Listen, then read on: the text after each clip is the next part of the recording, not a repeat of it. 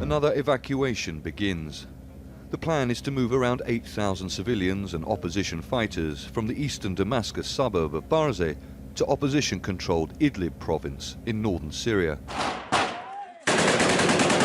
There's been heavy fighting between government and rebel forces in the neighbouring Damascus area of eastern Ghouta for months. But there are concerns over just how safe civilians will be in the regions they are being moved to. Idlib province is one of 4 areas which the government is calling de-escalation zones after a plan initiated by Russia, Turkey and Iran last week. Fighting has been a lot less intense in these areas, but there is one major hitch. The main opposition groups have refused to sign the deal.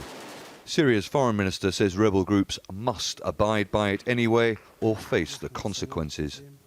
The Syrian government has accepted the de-escalation deal in order to stop the bloodshed of the Syrians and in order to improve their way of living. We hope the armed groups will commit to it also.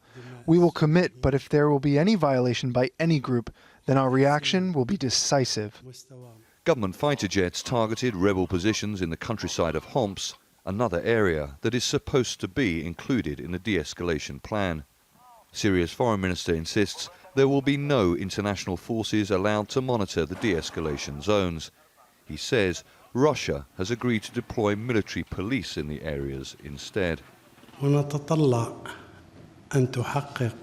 What we want from this deal is the separation of rebel groups, those who signed it and those who have not signed or will not sign, like the Nusra Front.